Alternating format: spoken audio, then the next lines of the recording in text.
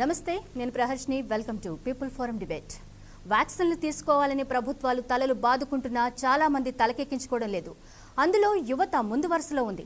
దీంతో corona latest version Omicron ప్రపంచవ్యాప్తంగా తీవ్ర స్థాయిలో విజృంభిస్తోంది. ప్రస్తుతం ఒమిక్రాన్ ధాటికి యూరప్ విలవిల్లాడిపోతోంది. ఇంగ్లాండ్లో అయితే రికార్డు స్థాయిలో కేసులు నమోదు కావడమే కాదు, తొలి మరణం కూడా సంభవించింది. అయితే ఇప్పుడిప్పుడే కేసులు నమోదవుతున్న మన దేశంలో పరిస్థితి ఎలా ఉండబోతోంది? వచ్చే 2 నెలల్లో భారీ కేసులు నమోదయ్యే అవకాశాలున్నాయనే కథనాలు వస్తున్నాయి. ప్రస్తుతం హైదరాబాద్లో ఒమిక్రాన్ కేసులు బయటపడ్డ ప్రాంతంలో ఫస్ట్ క్వారంటైన్ను ఏర్పాటు చేశారు. ఇటు ఏపీలో కూడా మొదటి కేసు వెలుగు చూసింది. ఇలా ఎలా చూసినా దేశం మరోసారి ఆంక్షల వలయంలోకి వెళ్లేందుకు సిద్ధమవుతుందని చెప్పొచ్చు. మరి ఒమిక్రాన్ను ఎదుర్కొనేందుకు కేంద్ర రాష్ట్ర ప్రభుత్వాలు సిద్ధంగా ఉన్నాయా? వ్యాక్సిన్ తీసుకున్న వారిలో ఒమిక్రాన్ ప్రభావం ఏ మేర ఉంటుంది? టీకా పట్ల నిర్లక్ష్యంగా ఉంటున్న వారి విషయంలో ఎలాంటి చర్యలు తీసుకోవాలి? ఈ అంశాలపై people broadcasting company PBC people forum డిబేట్ను ఏర్పాటు చేసింది. ఈ రోజు డిబేట్లో మనతో పాటు మాట్లాడేందుకు వైరాలజీ సైంటిస్ట్ డాక్టర్ రాజలక్ష్మి గారు, అలాగే బీజేపీ నుండి డాక్టర్ విజయలక్ష్మి గారు, CCMB microbiology scientist doctor Janardhan గారు, అనలిస్ట్ డాక్టర్ జయరాం గారు, వీరందరూ సిద్ధంగా ఉన్నారు. ముందుగా అందరికీ నమస్కారం అండి. జయరాం గారితో మాట్లాడదాం. అనలిస్ట్ డాక్టర్ జయరాం గారితో మాట్లాడదాం. జయరాం గారు, ప్రస్తుతం ఒమిక్రాన్ కేసులు మన దేశంలో పెరుగుతున్నాయి. 73కు కూడా చేరుకుంది కేసుల సంఖ్య. చూస్తుంటే పరిస్థితులు నివురుగప్పిన నిప్పులా తయారవుతోంది అని అనుకోవచ్చా? కేంద్ర రాష్ట్ర ప్రభుత్వాలు ఎలాంటి చర్యలతో సిద్ధమవుతున్నాయి? అంటే గత 1 నెల రోజుల నుంచి నేను చెప్తూనే ఉన్నాను, ఒమిక్రాన్ సస్పీషియస్గా ఉన్నప్పటి నుంచి మొదలుకుంటే ఒమిక్రాన్ అడ్వాన్స్ స్టేజ్కి వచ్చేసింది. అందులో ఏమాత్రం డౌట్ లేదు. ఇంకా ఒమిక్రాన్ రాదు అనుకుంటే ఇంకా అంతకంటే తెలియదొక్కతనం లేదు. ఒమిక్రాన్ ఏమీ సరే, ఒమిక్రాన్ ఏం చేస్తుందా ఏం చేయదా, దానివల్ల ఎంత ప్రాబ్లం ఉంటుందా అనేది మనకి ఇంకా స్టడీస్ లేవు కాబట్టి దాని మీద ప్రాబ్లం ఉండొచ్చు, ఉండకపోవచ్చు. ఉంటే ఆ ఏ మేరకు ఉంటుందన్న విషయాన్ని వచ్చిపోతే తప్పితే మనం అంచనా వేయము. వచ్చిన తర్వాత ఒక 2-3 నెలల తర్వాత కొంత స్టడీ ఉంటుంది కాబట్టి ఆ స్టడీస్ని బట్టి మనం కొంత అంచనా వేయగలం. ఇప్పుడు ఒమిక్రాన్ కేసులు లేవు కాబట్టి జాగ్రత్తలే చాలా ఇంపార్టెంట్. ఫస్ట్ అడ్వైజ్ చేయాల్సింది ఏంటంటే టీకా వేసుకోవడం ఇట్స్ వెరీ మచ్ ఇంపార్టెంట్. ఆ టీకా కనుక వేసుకోకుండా ఊరికే కాలయాపన చేసుకోవడం వల్ల పెద్ద ప్రయోజనాలు లేవు. ఈవెన్ టీకా వేసుకుంటే ఫస్ట్ సెకండ్ డోస్ సరిపోవట్లేదు, బూస్టర్ డోస్ కూడా నెసెసిటీ ఉందనేది యూకే గవర్నమెంట్ డిక్లేర్ చేసింది, యూకే యుఎస్ గవర్నమెంట్స్ ఇచ్చేస్తుంది ఆల్రెడీ. సో దాంతో పాటు వాళ్ళు పిడియాటిక్స్ వాళ్ళకి, ఈవెన్ పిడియాటిక్స్ లో కాకుండా అప్ టు యంగర్ ఏజ్ వరకు వాళ్ళకు కూడా వ్యాక్సినేషన్ స్టార్ట్ అయిపోయింది. మన దగ్గర ఇంకా వ్యాక్సినేషన్ స్టార్ట్ కాలేదు. అంటే ఇలాంటి డిఫిషియన్సీ కొన్ని కంట్రీస్లలో ఉంది. మన కంట్రీ ఒకటే కాదు, ఇట్లా అనేక కంట్రీస్లలో కొన్ని ప్రాబ్లమ్స్ ఉన్నాయి. ఆ ప్రాబ్లమ్స్ అన్ని ఇప్పటికిప్పుడు తెల్లవారేదేం కాదు. ఎందుకంటే గవర్నమెంట్ నుంచి వచ్చేది ఎంత కోఆపరేషన్ ఉన్నా పబ్లిక్ నుంచి రావాల్సిన కోఆపరేషన్ ఇంకా పూర్తి స్థాయిలో రాలేదు అనేది మాత్రం వాస్తవం. ఏది ఏమైనా కూడా ఇంకా పబ్లిక్ లోపల ఏంటంటే వ్యాక్సినేషన్ తీసుకోవడానికి భయాందోళనలు ఉన్నాయి, ఇబ్బందులు ఉండొచ్చు, ఇంకేదైనా ఉండొచ్చు, ఇంకా పర్సనల్ ప్రాబ్లమ్స్ ఇంకేదైనా ఉండొచ్చు. That is a different matter. కానీ వ్యాక్సినేషన్ ఇట్స్ కంపల్సరీ. దాంతో పాటు వచ్చేసి సెల్ఫ్ కేరింగ్ అనేది చాలా ఇంపార్టెంట్. మాస్క్ ధరించడము, శానిటైజ్ చేసేసుకోవటము పబ్లిక్ ప్లేసులలో. ఎందుకంటే ఇండియా లార్జెస్ట్ పీపుల్ ఉండే ఏరియా కాబట్టి మన దగ్గర హెవీ పాపులేషన్ ఉంటుంది. 140 crores నియర్ బై. అంటే 140 crores కంటే మనకు 130 crores చేంజ్ ఉంది. అప్పుడు అప్రాక్సిమేట్గా 130 crores అనుకుందాం. 130 crores పాపులేషన్ ఇండియాలో ఉంది కాబట్టి వెరీ థిక్లీ పాపులేటెడ్. ఈ థిక్లీ పాపులేటెడ్ ఏరియా లోపల ఒమిక్రాన్ అనేది చాలా స్పీడీగా ఉందనేది ఒక అంచనా. అంటే ఎంత స్పీడీగా అంటే ఇప్పుడు దగ్గుతే, తుమ్మితే, ఎయిర్ డిస్టెన్స్ లోపల చాలా స్పీడీగా ఉందనేది ఒమిక్రాన్లో మనం చూస్తున్న విషయాలు. దాంతోపాటే ఇక మిగతా భయాలు అనేటివి కంటే కూడా కేరింగ్ అనేది చాలా ఇంపార్టెంట్. భయం అనేది ఎప్పుడు ఉండాలి మనిషికి. ఆ భయం మనిషిని బతికిస్తుంటుంది కానీ అదే భయం మనిషిని చంపేస్తుంటుంది. ఇక్కడ భయము ఉండాల్సిన అవసరం లేదు, నెగ్లిజెన్స్ ఉండాల్సిన అవసరం లేదు. ఇది చాలా ఇంపార్టెంట్. అంటే నెగ్లిజెన్స్ అనేది తన ప్రాణాలు, తన కుటుంబం, మన సొసైటీని డ్యామేజ్ చేస్తుంటుంది. భయం అనేది వాడిని ఒక్కరినే డ్యామేజ్ చేస్తుంటుంది. ఆ ఒక్కరనేది ఇంట్లో ఏ వ్యక్తి, పెద్ద వ్యక్తులలో ఎవరైనా మెయిన్ ఇంపార్టెంట్ పర్సన్ అయి ఉండొచ్చు. ఇటు భయాలు పనికిరావు, నెగ్లిజెన్స్ పనికిరావు. ఈ రెండు పక్కన పెట్టేసి కేరింగ్ అనేది ఇంపార్టెంట్. ఏదైతే ట్రాన్స్పోర్ట్ ఉందో, ఇప్పుడు ఇంటర్నేషనల్ ట్రాన్స్పోర్ట్ ఉంది, ఆఫ్ చేయమని పదే చెప్తున్నాము. ఇప్పుడు అదే జర్మనీ చాలా అడ్వాన్స్గా ప్రిపేర్ అయిపోయింది. జర్మనీ లోపల వాళ్ళు ఏం చేస్తున్నారంటే ఒకవేళ లీవ్ పెట్టి వచ్చిన తర్వాత కూడా టెస్ట్ మ్యాండేటరీగా చేస్తారు. వాళ్ళకి వ్యాక్సినేషన్ కంటే టెస్ట్ చాలా కంపల్సరీ మ్యాండేటరీగా చేసేస్తారు.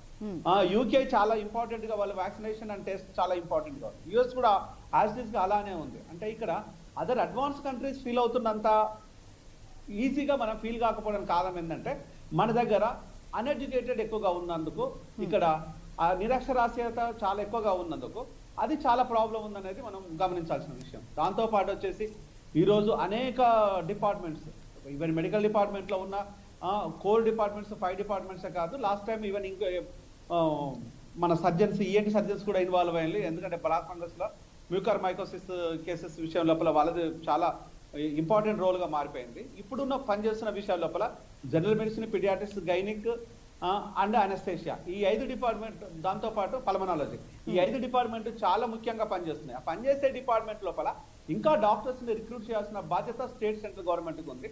ఆ స్టేట్ సెంట్రల్ గవర్నమెంట్ లోపల మేజర్ డిఫిషియన్సీ ఏంటంటే ఫండ్స్ లేకపోవడం. ఈ రోజు ఓకే అండి, ఒక్క నిమిషం అండి జయరామ్ గారు, మనం డాక్టర్ రాజ్యలక్ష్మి గారితో కూడా మాట్లాడదాము, తర్వాత మళ్ళీ మీ దగ్గరికి వస్తాం. రాజ్యలక్ష్మి గారు నమస్తే అండి. రాజ్యలక్ష్మి గారు, ఇప్పుడు ఒమిక్రాన్ విషయానికి వచ్చేసరికి అంత ప్రభావం ఏమి ఉండదు అని కూడా ప్రచారం జరుగుతోంది. దీనివల్లే ప్రజలు నిర్లక్ష్యంగా వ్యవహరిస్తున్నారు అని అనుకోవచ్చా? ఇదేమో చాప కింద నీరులా వ్యాపించుతూ అన్ని దేశాలను, ప్రపంచం మొత్తాన్ని చుట్టేసింది. ఒక పక్కన మన దేశంలో కూడా కేసులు పెరిగిపోతున్నాయి, 73 వరకు చేరుకున్నాయి. ఇలా చూస్తూ ఇలాగే అందరూ లైట్ తీసుకుంటే భారీ మూల్యం చెల్లించే అవకాశం కూడా ఉంటుంది. సో ప్రజలు ఎంత అలర్ట్గా ఉండాలి ఈ ఒమిక్రాన్ విషయంలో? ఒమిక్రాన్ వేరియంట్ ఏదైతే ఉందండి, అది సార్ చెప్పినట్టుగా అది మంచిగా ఫాస్ట్ గా స్ప్రెడర్ అండి. Fast spreader. మనము డెల్టా వేరియంట్ లో చూసిన విధంగానే ఇది ఫాస్ట్ గా స్ప్రెడ్ అవుతుంది. అయితే అంతా మన ఆరోగ్యం మన చేతుల్లో ఉంది అని నేను ఇదివరకే చెప్పినట్టు మనం దాన్ని స్ప్రెడ్ కాకుండా నివారించుకోవచ్చు. అయితే గవర్నమెంట్ బాధ్యత చాలా ఎక్కువగా ఉందండి ఈ పర్టికులర్ అకేషన్ లో. ఎందుకంటే ఫస్ట్ వేవ్ వచ్చినప్పుడు మొదట కరోనా ప్రభావం మన దేశం మీద పడ్డప్పుడు శానిటైజేషన్ ప్రొసీజర్స్ కావచ్చు, అన్ని రకరకాల ప్రొసీజర్స్ అన్ని పబ్లిక్ హెల్త్కి సంబంధించి గవర్నమెంట్ చాలా బాగా చేపట్టింది. అయితే ఇప్పుడు కాస్తంత నిర్లక్ష్యం వహిస్తోందనే చెప్పుకోవచ్చు. పబ్లిక్ నిర్లక్ష్యంగానే ఉన్నారు, గవర్నమెంట్ కూడా నిర్లక్ష్యంగానే ఉందేమో అనే డౌట్ వస్తుందండి. ఎందుకంటే అంతకుముందు బాగా అన్ని ట్రేస్ చేసేవాళ్ళు, శానిటైజ్ చేసేవారు, చక్కగా మాస్క్స్ ధరించండి అని అవేర్నెస్ క్రియేట్ చేసేవారు. చాలా మంచి అవేర్నెస్ ప్రోగ్రామ్స్ ఉండేవి, చాలా చక్కగా అన్ని క్రియేట్ అయ్యా, అన్ని బాగా చెప్పారు. గవర్నమెంట్ చెప్పింది ప్లస్ చాలా అందరం చెప్పాము, ఈ విధంగా అవేర్నెస్ క్రియేట్ చేసాము. ప్లస్ పబ్లిక్ కూడా అవగాహన అనేది పబ్లిక్లో కూడా క్రియేట్ అయింది.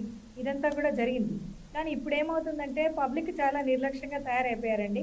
మాస్క్స్ వేసుకోవడము ఇవన్నీ కూడా ఎవరు పాటించుకోవడం లేదు. అండ్ ముఖ్యంగా ఏంటంటే క్రౌడ్స్ చాలా మంది గ్యాదర్ అయిపోతున్నారు. ఫంక్షన్స్, క్రౌడ్స్ ఈ విధంగా గ్యాదర్ అయిపోతూ ఉంటే అది కొంచెం ప్రమాదం సూచికే చెప్పొచ్చు, ప్రమాదమే అని చెప్పొచ్చు. ఎందుకంటే Omicron variant is also just like the delta when it is spreading. అంటే నేను సరైన డేటాతో చెప్పట్లేదు, కానీ మనం అన్ని ప్రాక్టికల్ పర్పసెస్కి సిమ్టమ్స్ ఏమీ చేంజ్ అవ్వలేదు. డెల్టా వేరియంట్ లాగానే ఇది కూడా ఉంది, ఫాస్ట్ స్ప్రెడర్ అనే అనుకుంటూ ఉన్నాము. అయితే వ్యాక్సినేషన్ వేసుకోవడమే మనకున్న ఆయుధం అండి. దీని నుంచి తప్పించుకోవడానికి ఆ వ్యాక్సినేషన్ వేసుకోవాలి, తప్పదు. 2 డోసెస్ వ్యాక్సిన్ వేసుకోవాలి. తర్వాత బూస్టర్ డోస్ కూడా వేయొచ్చు అనే ఉద్దేశంతో గవర్నమెంట్ ఉంది. వేయొచ్చా వేయకూడదా అనే ఒక తర్జన భర్జనలు జరుగుతున్నాయి. సో ఇది వరకు అంటే ఇంకొకటి కూడా చిల్డ్రన్ కి కూడా వ్యాక్సిన్ వేయడానికి అంతా రంగం సిద్ధమైంది అని చెప్తూ ఉన్నారు. అది ఎప్పుడు సాధ్యమవుతుందో తెలియదు. అయితే as a virologist and scientist what I can say is, ఇప్పుడు ఏ వేరియంట్ అయినా సరే అది కరోనా వైరస్ కి సంబంధించిన వేరియంటే కదండి. అది కరోనా డిసీజే అనేదే అది కాజ్ చేస్తుంది. కాబట్టి మనం ఏ జాగ్రత్తలు అయితే తీసుకుంటూ ఉన్నామో అవే జాగ్రత్తలు తీసుకోవాలి. ఆ తర్వాత నిర్లక్ష్యం అనేది చేయకూడదు. ఓకే, బీజేపీ నుండి డాక్టర్ విజయలక్ష్మి గారు ఉన్నారు, విజయలక్ష్మి గారితో మాట్లాడదాం. విజయలక్ష్మి గారు, ఇప్పుడు ఒమిక్రాన్ అంత ప్రమాదకరం కాదు అని ఒక పక్కన చెబుతూనే మళ్ళీ WHO అంటుంది అత్యంత ప్రమాదకరమైన వైరస్గా పరిగణించవచ్చు దీన్ని కూడా అనేసి అంటుంది. అంటే 2 రకాలుగా ఎందుకు మాట్లాడుతున్నారు? ఇటు కేంద్ర రాష్ట్ర ప్రభుత్వాలు కూడా దీన్ని అంత సీరియస్గా తీసుకున్నట్లు ఏం కనిపించట్లేదు. ఇందాక మనకి రాజలక్ష్మి గారు అన్నట్టు అంత అవేర్నెస్ ప్రజల్లో కల్పించకుండా కామ్గా ఉన్నారు. అంటే దీన్ని మనం ఎలా అర్థం చేసుకోవచ్చు? యాక్చువల్లీ ఏంటంటే కేంద్ర ప్రభుత్వం అనేది కాకుండా ఇప్పుడు ఎంత కూడా ఫస్ట్ కరోనా ఫస్ట్ ఉన్నప్పుడు కూడా ఎవరు కూడా అంత సీరియస్ అని అనుకోలేదు, కానీ అంత మోదీ గారే చేయబట్టి చాలా కంట్రోల్ చేశారు. అవును. మీరు ఐ మీన్ పూలు చల్లడం కానివ్వండి, జనతా చాలా కర్ఫ్యూ సౌండ్ గాని. ఇది కానీ వైబ్రేషన్స్ కానివ్వండి, అవును. దీపం పెట్టడం అంటే అవేర్నెస్ అనేది చాలా చెప్పుకుంటూ వచ్చారు. లాక్డౌన్ పెట్టినప్పుడు కేంద్ర ప్రభుత్వమే అందరూ కూడా ప్రశ్నించారు యాక్చువల్ గా. అప్పుడు ఇంత లాక్డౌన్ అవసరమా అన్నారు. అలా చేశారు అంత స్ట్రిక్ట్ గా పగడ్బందీగా కాబట్టి వేరే దేశం లాగా కాకుండా మన దేశంలో చాలా మంది ఐ మీన్ సేవ్ అయ్యారు.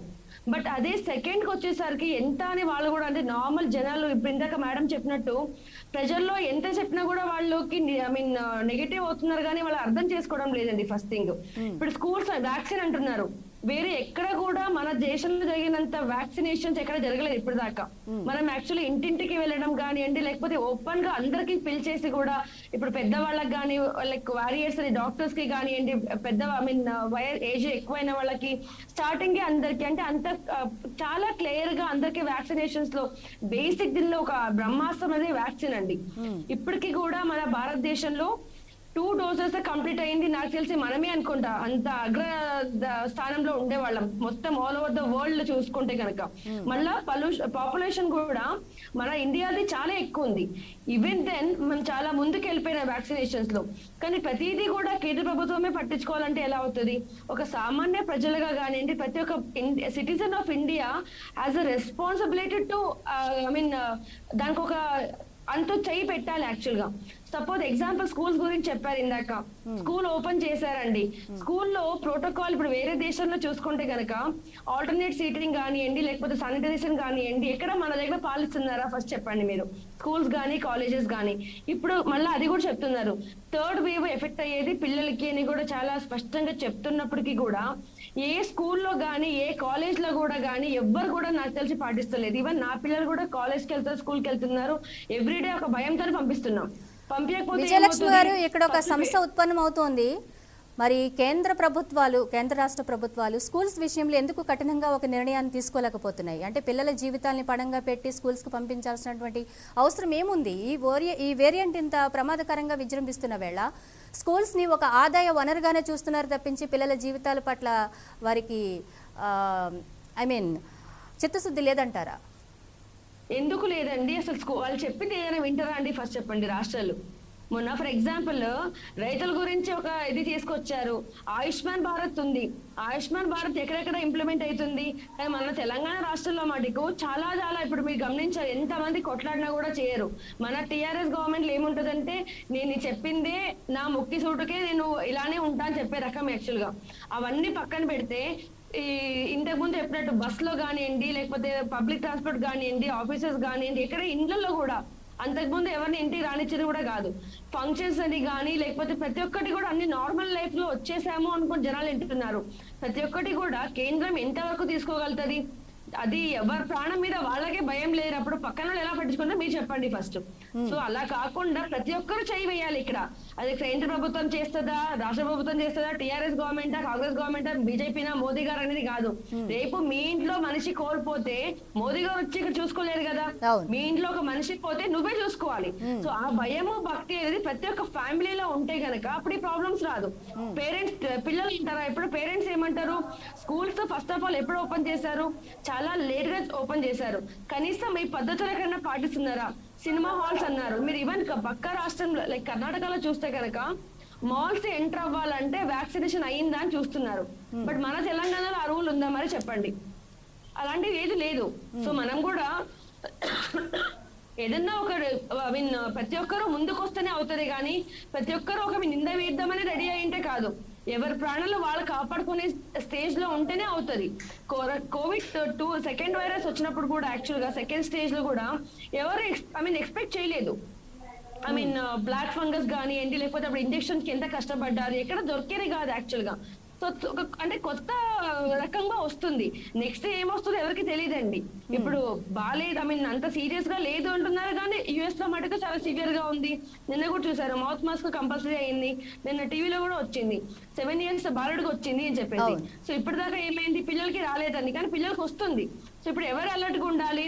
సో అది మన స్టేట్ గవర్నమెంట్ కానివ్వండి, సెంట్రల్ గవర్నమెంట్ కానివ్వండి, ఎందుకంటే ప్రతి దాంట్లో ఆదాయం అనేది ఖచ్చితంగా వాళ్ళు చూస్తారు.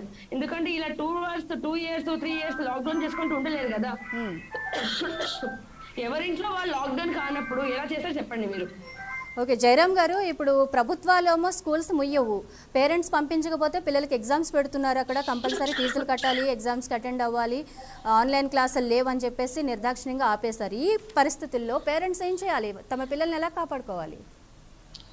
భారతదేశం మొత్తం మీద ఇప్పటి వరకు ఒమిక్రాన్ కేసులు 73, హైదరాబాద్ లో 2 కేసులు, హైదరాబాద్ లో 3వ కేసు కలకట్టాకు సంబంధించింది. కలకట్టాకు సంబంధించిన కేసు లోపల 7 ఇయర్స్ బాబు. ఆ 7 ఇయర్స్ బాబు అంటే డెఫినెట్ గా ఫస్ట్ కాంటాక్ట్ వచ్చేసి పేరెంట్స్ కూడా సస్పీషియస్ క్యాండిడేట్స్. దాంతో పాటు వచ్చేసి ఆ ట్రాన్స్పోర్ట్ అవుతున్న వయా ట్రాన్స్పోర్ట్ ఎక్కడి నుంచి అవుతారో దాని నుంచి వ్యక్తులను కూడా సస్పీషియస్ క్యాండిడేట్స్.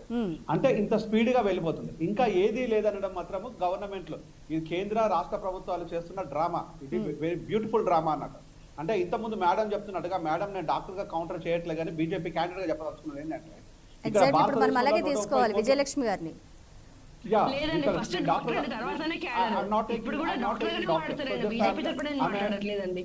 ఆమె discussing with BJP person. So 130 crores population లోపల 40 crores కు ఆధార్ కార్డు లేదు, ఐడెంటిటీ లేదు. అంటే ఇప్పటి వరకు మీరు వేసిన కేసులకు ఎన్నిటికి వేశారు? ఫస్ట్ డోస్ మాత్రం కంప్లీట్ అయిందని చెప్తున్నారు. ఫస్ట్ డోస్ కంప్లీట్ చేసినంత మాత్రం, పువ్వులు చల్లినంత మాత్రాన, దీపాలు పెడితే, చప్పట్లు కొడితే ఈ కరోనా తగ్గుద్దా? రావడం ఆగిపోద్దా? చెప్పుకోవడానికి కూడా మనకి ఏమైనా భారత దేశానికి మనం ఏ విధంగా ఉన్నామో తలమానికం లాగా మన దగ్గర వ్యాక్సినేషన్ ప్రొడ్యూస్ చేస్తున్నామో, మనం ఎక్స్పోర్ట్ చేస్తున్నామో, మన దగ్గర మాత్రం వ్యాక్సినేషన్ ఇవ్వలేకపోతున్నాము. భయపెట్టి మనం డబ్బులు వసూలు చేయడానికి అనేక చట్టాలను ఉపయోగించేసి డబ్బులు ఏ రకంగా వసూలు చేయాలన్న మన ప్రభుత్వాలకు వ్యాక్సినేషన్ వేయడానికి భయపెట్టడం రావటం లేదా? అంటే ఇక్కడ చెప్పుకోవడానికి ఏంటంటే వీళ్ళకు డిలే. ఈవెన్ సీరం నిన్నగాక మొన్న ఒక 4 days క్రితం సీరం ఇన్స్టిట్యూట్ ప్రెస్ మీట్ పెట్టి చెప్పింది, మాకు 50% వ్యాక్సినేషన్ ఆర్డర్స్ తగ్గిపోయినాయి అన్నది. తగ్గిపోవడానికి కారణం ఏంటంటే ఇవ్వలేదని కారణం ఏంటంటే అక్కర్లేదు. అంటే ఇది కదా ముఖ్యం మనం మాట్లాడాల్సింది. అంటే ఇవన్నీ ఈ డిఫిషియన్సీని పక్కన పెట్టేసి 19 లోపల మన భారతదేశం మనకు కేటాయించిన బడ్జెట్ ఎంత అంటే 89,000 కోట్ల రూపాయలు. ఇప్పుడు మనం ఎంత కేటాయిస్తున్నాం అంటే 82,000 కోట్ల రూపాయలు. అంటే 82,000 కోట్ల రూపాయలు అంటే 7,000 కోట్ల రూపాయలు ఎక్కడికి పోయినాయి? ఎందుకు తగ్గించేశారు? ఎవరు అడగాలి అవన్నీ? అంటే ఎవరికి తెలియదు అనుకుంటారా? అంటే మేము చదవమా? మాకు తెలియదా? మేము స్టాటిస్టిక్స్ ఫాలో కామా?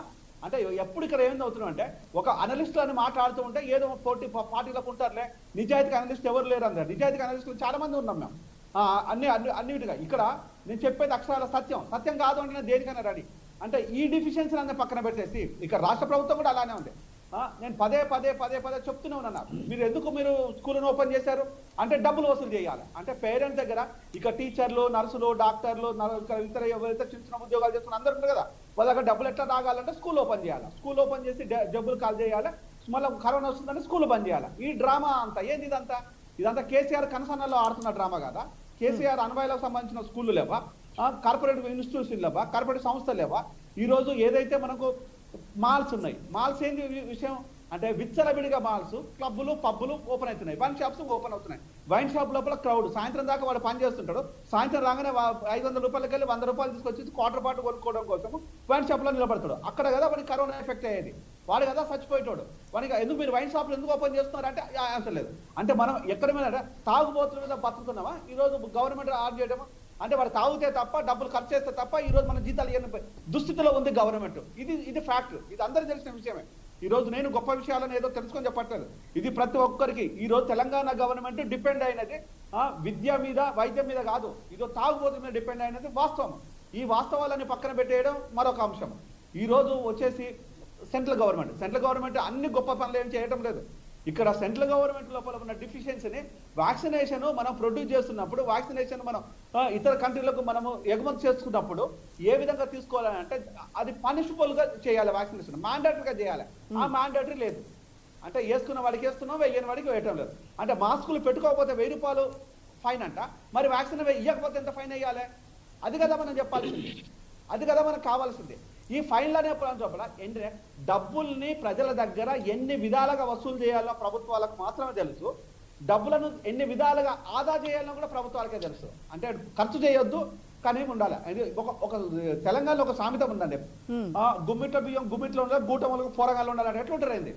మనకి అన్నం పెట్టకుండా, వాని వైద్యం చేయకుండా, వాని చదువు రాకుండా, వాడి మేధావి ఎక్కడమంటే ఎట్లయితాడు? ఏ విధంగా మేధావులు అవుతారు? ఏ విధంగా వైద్యం వస్తుంది? ఏ విధంగా చదువుకుంటాడు? ఏ విధంగా మాట్లాడుకుంటాడు?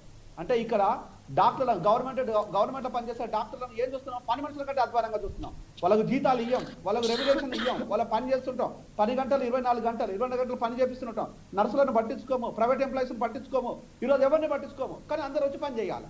మళ్ళీ కరోనాలకు మళ్ళీ జీతాలు ఇవ్వడానికి డిఎంఎడితో దొంగలు ఉంటారు. 420s ఆ 420s లిస్ట్ నా దగ్గర నేను చెప్తాను. మీ చేతనైతే నన్ను అడగండి ఎవడెవడు దొంగలు ఉన్నారో, ఎక్కడెక్కడ చేస్తుందో, అడ్మినిస్ట్రేషన్ ఎక్కడ ఫెయిల్యూర్ ఉందో. హరీష్ రావు ఏం చేస్తున్నాడు? ఇక్కడ ఓన్లీ డ్రామా ప్లే చేస్తున్నావు. నువ్వు వచ్చి చూస్తున్నట్ట ఏదైనా? ఇక్కడ ప్రభుత్వానికి అజమాయిషి కాదు కావాల్సింది, ప్రభుత్వానికి ప్రజల మీద ఆదరణ, అభిమానము, కేరింగ్, రెస్పాన్సిబిలిటీ అని ఉండాలి. ఆ రెస్పాన్సిబిలిటీ లేకుండా ఏ విధంగా ఎక్స్పెండిచర్ చేయడానికి మాత్రమే పనికొస్తే ఈ రోజు ప్రజల ముందు మీడియా ముందు కూర్చొని ఒక ప్లే చేస్తారు. అంటే it is one kind of the drama. It is purely classical drama for it. Okay అండి, జయరామ్ గారు.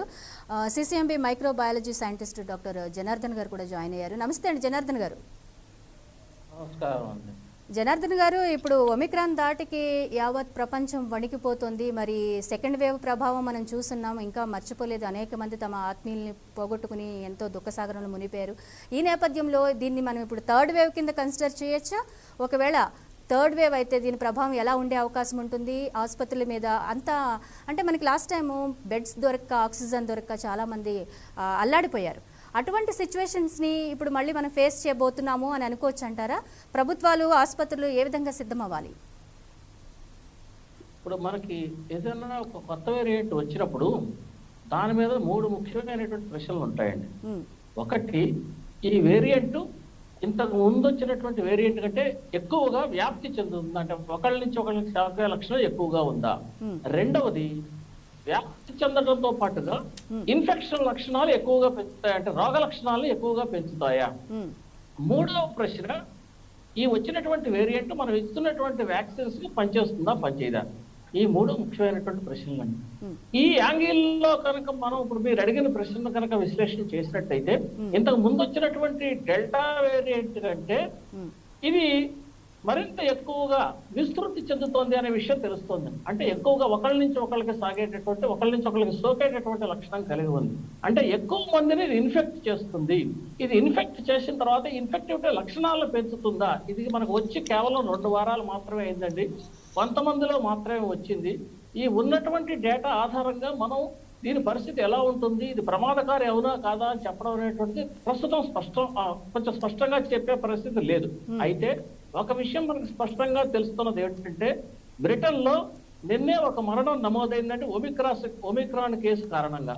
అంటే ఒమిక్రాన్ వచ్చినటువంటి వేరియంట్ కూడా మరణం దాకా తీసుకువెడుతుంది అనేటటువంటి విషయం తీసుకొస్తుంది. అంటే ఒమిక్రాన్ వచ్చిన వాళ్ళు మరణం పొందరు, కేవలం ఇన్ఫెక్షన్ ద్వారా మాత్రమే తప్పించుకుంటారు అని ఎవరైనా పొరపాటు పెడితే అది కాదు అనేటువంటి విషయం మనకు స్పష్టంగా మొదటి దశలో అటువంటి ప్రచారమే జరిగింది కాబట్టి ప్రజల్లో కొంచెం నిర్లక్ష్యం కూడా ఆవహించింది, వచ్చింది. అవును, అది ప్రమాదకరం. అందుకనే మనం ఏం చెప్పామంటే ఒమిక్రాన్ ప్రమాదం కాదు అని మనం చెప్పడం ప్రమాదం. మనం చెప్పేటప్పుడు జాగ్రత్తగా ఒమిక్రాన్ తీసుకోవాల్సిన జాగ్రత్తలన్నీ తీసుకోండి అని చెప్పి తప్పనిసరిగా చెప్పాలండి. ఇప్పుడు మన దేశంలో వినియోగించినటువంటి వ్యాక్సిన్లు ఈ ఒమిక్రాన్కి పనిచేస్తాయా, పనిచేయవా? ఇది ఒక ఇంపార్టెంట్ ప్రశ్న. ఎందుకంటే ఇప్పుడు అమెరికాలోను అంటే మోడర్నా, ఫైజర్ అనేటువంటి ఫైజర్, మోడర్నా వ్యాక్సిన్స్ ఇచ్చారు, జాన్సన్ అండ్ జాన్సన్ వ్యాక్సిన్ ఇచ్చారు. మన దగ్గర మనం తీసుకున్న ఏమిటంటే కోవాక్సిన్, కోవిషీల్డ్ 2 వ్యాక్సిన్లు తీసుకున్నాం.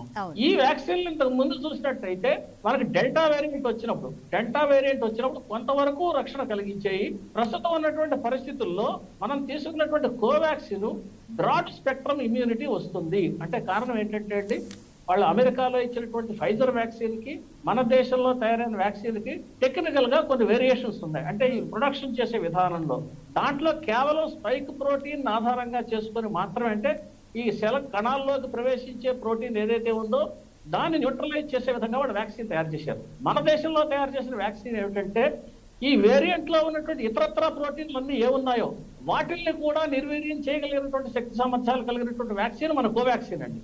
అందుకని కోవాక్సిన్ తప్పకుండా బ్రాడ్ స్పెక్ట్రమ్ మనకి ఇమ్యూనిటీ వస్తుంది కాబట్టి కొంతవరకు తప్పనిసరిగా రక్షణ ఇస్తుంది. దీనికి 80% రక్షణ ఒరిజినల్ గా ఉంది అని చెప్పినప్పుడు ప్రస్తుతం ఇది తీసుకుంటే ఈ ఒమిక్రాన్ వచ్చినప్పుడు దాని శాతం 60కో 50కో తగ్గచ్చు, కానీ తప్పనిసరిగా రక్షణ అయితే ఇస్తుంది. కాబట్టి ప్రతి ఒక్కరూ కూడా 2 డోసుల వ్యాక్సిన్లు తీసుకోవాల్సిన అవసరం ఉందండి. ఎవరైతే మొదటి డోసు వేసుకుని రెండవ డోసు వేసుకోలేదో తప్పనిసరిగా వాళ్ళందరూ కోవిన్ యాప్ లో రిజిస్టర్ చేసుకుని ప్రభుత్వం ప్రతి ఒక్కరికి ఉచితంగా వ్యాక్సినేషన్ సదుపాయం చేస్తోంది. కేంద్ర ప్రభుత్వం ఉచితంగా వ్యాక్సిన్లు సప్లై చేస్తోంది. రాష్ట్ర ప్రభుత్వాలు వీటిలన్నిటికీ పంపిణీ చేస్తున్నాయి. ఇది ఒక కోఆర్డినేటెడ్ ఫ్యాషన్ లో మొత్తం జరుగుతోంది. కాబట్టి ప్రభుత్వాలు ఇచ్చినటువంటి ఈ సౌకర్యాన్ని ప్రతి ఒక్కరూ కూడా వినియోగించుకుని 2 వ్యాక్సిన్ డోసులు వేసుకోవాలండి. అయితే ఇప్పుడు వచ్చే ప్రశ్న ఏమిటి, 2 వ్యాక్సిన్లు వేసుకుంటే నాకు కరోనా రాకుండా ఆపు చేయగలదా? సమాధానం ఆపు చేయలేదు. మరి ఎందుకు వేసుకోవాలి? ఇదే ప్రశ్న ఎవరైనా అడగచ్చు. దీనికి కారణం ఏమిటంటేనండి, 2 డోసులు వేసుకున్న తర్వాత మొదటి డోసు రెండవ డోసు పూర్తయిన తర్వాత మన శరీరంలో ఇమ్యూనిటీ వస్తుంది. మొదటి డోసు వేసుకున్న వెంటనే పూర్తి స్థాయి ఇమ్యూనిటీ రాదు. 2 డోసులు వేసుకున్న తర్వాత ఇంకొక 2 వారాల తర్వాత మాత్రమే మనకి ఇమ్యూనిటీ వస్తుంది. వచ్చిన వేరియంట్ వచ్చినప్పుడు మనం అటాక్ అవుతుంది. అటాక్ అయినప్పటికీ కూడా మనం వ్యాక్సినేషన్ తీసుకుని కొంత ఇమ్యూనిటీ శరీరంలో ఉంది కాబట్టి దీని నుంచి మనకు రక్షణ కలిగించే అవకాశం ఉంటుంది. కాబట్టి ప్రతి ఒక్కరూ తీసుకోవాలి. రెండవది, ప్రతి ఒక్కరూ మాస్క్ ధరించడం మర్చిపోకూడదండి. వ్యాక్సిన్ వేసుకున్న వాళ్ళు మాస్క్ ధరించాలి, వ్యాక్సిన్ వేసుకోని వాళ్ళు మాస్క్ ధరించాలి. ఈ 2 కూడా చాలా ముఖ్యమైనటువంటి విషయాలు. మాస్క్ ధరించడం అనేటువంటిది ప్రతి ఒక్కరూ కూడా పాటించాల్సినటువంటి విషయం. ఇది మనం రక్షించుకోవడమే కాదు, మన పక్క వాళ్ళని కూడా రక్షించిన వాళ్ళు అవుతాం. ఇది మన సామాజిక బాధ్యత కూడా. వ్యక్తిగత రక్షణ, సామాజిక బాధ్యత 2 మాస్క్ ద్వారా జరుగుతాయి. కాబట్టి ఇది వ్యాక్సిన్ కంటే కూడా ఎక్కువ ప్రభావితంగా మన రక్షణ కలిగించేటటువంటి శక్తి సామర్థ్యాలు కలిగి ఉంది. కాబట్టి ప్రతి ఒక్కరూ ఈ మాస్క్ ధరించాలి అనేటువంటిది కోరుతున్నామండి. ఓకే అండి. డాక్టర్ రాజ్యలక్ష్మి గారు, మీరు చెప్పండి, ఇప్పుడు వ్యాక్సిన్ వేసుకొని వాళ్ళ వల్లే ఈ వేరియంట్ ఎక్కువ వ్యాప్తి చెందుతోంది అంటున్నారు. మరి అటువంటి వాళ్ళకి ఇప్పుడు ఇందాక సార్ చెప్పినట్టు 2 వర్షన్స్ వినిపిస్తున్నారు. వ్యాక్సిన్ వేసుకుంటే ఏంటి, వేసుకోకపోతే ఏంటి, ఎలాగా వస్తుంది కదా, మైల్డ్గానే వస్తుందంట, పెద్ద దానికి ఎఫెక్ట్స్ ఏమీ లేవంట కదా, అటువంటిప్పుడు ఎందుకు వేసుకోవాలి అంటున్నారు. అలాంటి వారికి మీరు ఏం చెప్తారు? అలా ఆ విధంగా మనం వేసుకోకపోయినా పర్వాలేదు, మనం వేసుకున్నా కూడా ఏమి ఫలితం లేదు కదా అనేది కరెక్ట్ కాదండి. వేసుకున్న వాళ్ళకి కంపల్సరీగా అడ్వాంటేజ్ ఉందండి. 2 డోసెస్ వేసుకున్న వాళ్ళకి అడ్వాంటేజ్ కంపల్సరీగా ఉందండి.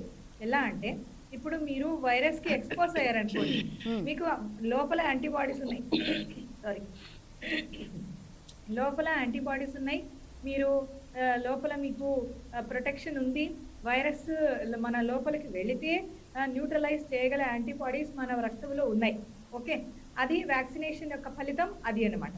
సో ఇప్పుడు వైరస్కి ఎక్స్పోజ్ అయ్యారనుకోండి, మీ లోపల ఇమ్యూనిటీ ఉంది, యాంటీబాడీస్ ఉన్నాయి, అయినా కూడా మళ్ళీ మీరు వైరస్కి ఎక్స్పోజ్ అవుతే అది డెఫినెట్గా ఇన్ఫెక్షన్ కాజ్ చేస్తుంది, ఇన్ఫెక్షన్ వస్తుంది. అయితే ఆ ఇన్ఫెక్షన్ని ఫేస్ చేయడానికి మన బాడీ రెడీగా ఉంటుందండి వ్యాక్సిన్ వేసుకుంటే. అయితే ఇన్ఫెక్షన్ని బాగా సమర్థవంతంగా ఇన్ఫెక్షన్ తగ్గించడానికి వ్యాక్సిన్ వేసుకోకపోతే మన బాడీ రెడీగా ఉండదు. మన యొక్క శరీరం అనేది వ్యాక్సిన్ వేసుకుంటేనే చక్కగా ఆ వ్యాక్సిన్ యొక్క యాంటీబాడీస్ ఉత్పత్తి అయ్యి మన యొక్క శరీరంలో ఆ వైరస్ ని ఫైట్ చేసే సామర్థ్యం అనేది మనకు పూర్తి స్థాయిలో కలుగుతుంది. వ్యాక్సిన్ వేసుకున్న వాళ్ళకి, 2 డోసెస్ వేసుకున్న వాళ్ళకి, 2వ డోసు వేసుకోకపోయినా లేదా అసలే వ్యాక్సిన్ వేసుకోకపోయినా కూడా సమర్థవంతంగా ఈ యొక్క వైరస్ని ఎదుర్కోవడానికి మన యొక్క శరీరంలో సామర్థ్యం ఉండదు. అంటే ఇన్నేట్ ఇమ్యూనిటీ చాలా ఎక్కువగా ఉంది, అయినా కూడా మేము ఎదుర్కొంటాం అని కొంతమంది చెప్పచ్చు. కానీ అది అంత కరెక్ట్గా మనం ట్రాన్స్లేట్ చేయలేము. ఎందుకంటే ఒక్కొక్కసారి ఇమ్యూనిటీ ఉండొచ్చు, లేకపోవచ్చు. యంగ్స్టర్స్ చాలామంది ఉన్నారు. ఫస్ట్ వేవ్లో విన్నాం, ద వేరియంట్, ఈ ఒమిక్రాన్ వేరియంట్ ఏదైతే మనం డిస్కస్ చేస్తున్నామో అది మ్యూటేషన్, అది ఒక మ్యూటేషన్ జరిగి ఆ వేరియంట్ అనేది వచ్చిందండి. డెల్టా అనేది కూడా అదే, alpha, beta, gamma, delta, all kappa అన్ని కూడా మ్యూటేషన్ జరిగిన కారణంగానే వచ్చిన వేరియంట్. కాబట్టి మనకు ఏ వేరియంట్ వచ్చినా కూడా అది ఫాస్ట్ గా స్ప్రెడ్ అయ్యే అవకాశం అనేది కంపల్సరీగా ఉంటుంది. ఎందుకంటే వైరస్ ఫాస్ట్ స్ప్రెడ్ అవ్వడానికే ట్రై చేస్తుంది, naturally it wants to spread. And another thing is, ఇంకొకటి ఏంటంటే విజిలెన్స్ అనేది కోల్పోతూ ఉంటుంది. న్యాచురల్ గా చెప్పాలంటే అది రకరకాలుగా మ్యూటేట్ అయ్యి ఏ హోస్ట్ అయితే ఇన్ఫెక్ట్ చేస్తుందో ఆ హోస్ట్ ని చంపాలని చూడదు జనరల్లీ, న్యాచురల్లీ. ఎందుకు అంటే ఎక్కువగా మల్టిప్లై అయ్యే కొద్దీ ఈ పరిణామం జరగచ్చు. ఎందుకంటే అది మన హోస్ట్ని చంపేసింది అనుకోండి, అది కూడా చనిపోతుంది, దానికి బతకడానికి అవకాశం ఉండదు. కాబట్టి హోస్ట్ని చంపకుండా ఉండడానికే ట్రై చేస్తుంది. దాన్ని బట్టి మనం గెస్ చేయొచ్చు, లేదంటే సైంటిస్ట్గా మనము ఆ విధంగా మనము చెప్పలేము. కానీ అయితే ఇది ఇది ఆ, తొందరతో అంటే ఐ మీన్ టు సే కాస్త ఫాస్ట్ గా వీక్ అయ్యే అవకాశం ఉన్నట్టే లెక్క. అంటే అది ఇది నార్మల్ ఫ్లూ లాగే వచ్చిపోవడం అనేది జరుగుతూ ఉంటుంది. కానీ ఈ విషయం అనేది మనము గట్టిగా చెప్పినందువల్ల ప్రజల్లో కావచ్చు, అందరిలో కావచ్చు నెగ్లిజెన్స్ వచ్చేస్తుంది. ఇది వీకెండ్ అయిపోతుందిగా, ఇంకా మనకేం ప్రాబ్లం లేదుగా అనేది ఒక ఇది వచ్చేస్తుంది. అందువల్ల ఆ విషయం మనకు తెలిసినా కూడా ఇది జరగచ్చు, జరగకపోవచ్చు. ఇప్పుడు నేను ఏదైతే చెప్తున్నానో వైరస్ వీకెండ్ అవ్వచ్చు అనేది, అది only possibility. Possibility might be there or might not be there, మనకు కరెక్ట్ గా తెలియదు. జరగచ్చు, జరగకపోవచ్చు. కాబట్టి జాగ్రత్తగా ఉండడమే మనం చేయవలసిన పని. ఇంకొకటి ఏంటంటే 2 వ్యాక్సిన్స్ 2 డోసెస్ వేసుకుంటేనే మనకు పూర్తి స్థాయిలో ఇమ్యూనిటీ ఉంది. అయితే ఇప్పుడు కొన్ని వేరియంట్స్, ఫ్యూచర్ లో రాబోయే వేరియంట్స్ ఏవైతే వ్యాక్సిన్ తప్పించుకుంటే, వ్యాక్సిన్ యొక్క ఎఫెక్ట్ తప్పించుకోగలిగిన వేరియంట్స్ వచ్చాయనుకోండి ఫర్ ఎగ్జాంపుల్, అప్పుడు 3rd బూస్టర్ డోస్ కూడా వేసుకోవచ్చు. ఓకే అండి, విజయలక్ష్మి గారితో మాట్లాడే ముందు ఒక